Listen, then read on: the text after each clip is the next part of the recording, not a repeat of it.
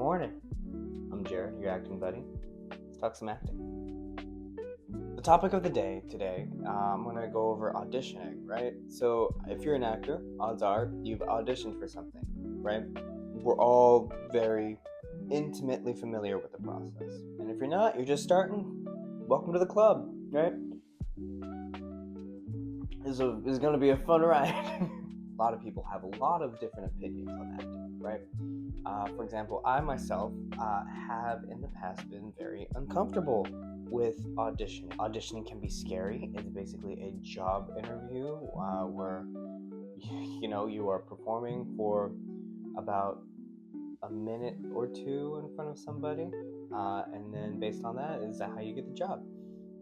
Now, audition processes have evolved over the years, and I'm going to speak mostly on film and TV auditions as of right now, or at least my experience with them. If you've had a different experience, please feel free to leave a message in the comments or tag me and loop this video. I was there during the advent of the self-tape push. Self-taping is where basically what I'm doing right now. I'm sitting in front of a camera and I'm doing my work in front of a camera by myself in this room all alone, right? And it was very jarring to jump from being in the room with people to jumping into a room by yourself with a reader. Reader is usually a friend or family member or somebody that you pulled off the street to help you with your audition, right? You edit it, you ship it off to your agent, or if you don't have an agent, you just ship it directly to the person who requested your casting, your audition, and cross your fingers and hope for the best. Now, there was a long time where there was a lot of information about self-tapes needing to be professional, right? What constitutes as a professional self-tape, right? Actors bought fancy lights, ring lights, microphones, backgrounds, right? Everybody was getting things in order to make the self-tape experience seem more professional. That being said, self-tapes, there's good things and bad things, right? You can do a bunch of self-tapes a day. You can do 10 self-tapes a day, right? If you have them.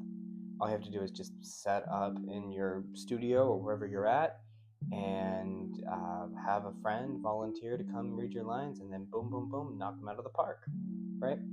Makes it easy. You don't have to drive to 3 different studios in a day. You don't have to hop on the train and go to this place and go to that place and then wait in line in the lobby, right? You do it on your own time. And casting directors have loved this as well because it saves a lot of time, especially during the initial process. The caveat to that is that now anyone can send in a self-tape, and the casting directors end up with a flood of thousands and thousands of pieces of material that they need to get through, right? Which does make it a little bit harder to get seen. Different casting directors have different strategies, right? One of the things that they do is they put certain instructions inside the emails. You want to pay attention to those instructions, right? Because the minute that they see that you didn't follow one of those instructions, they take it out of the ringer, right? But once you get past the self-tape, you may be invited to a Zoom call or a Zoom audition. It's kind of similar, except for you're on Zoom and you have a little setup that you read lines with. Now they have a live casting person with you and you read lines with them. And on occasion, they'll invite you down to a studio to read, right? But it's mostly done through self-tapes now, which is great, but also kind of frustrating, to be honest. Thank you for sharing your morning coffee with me.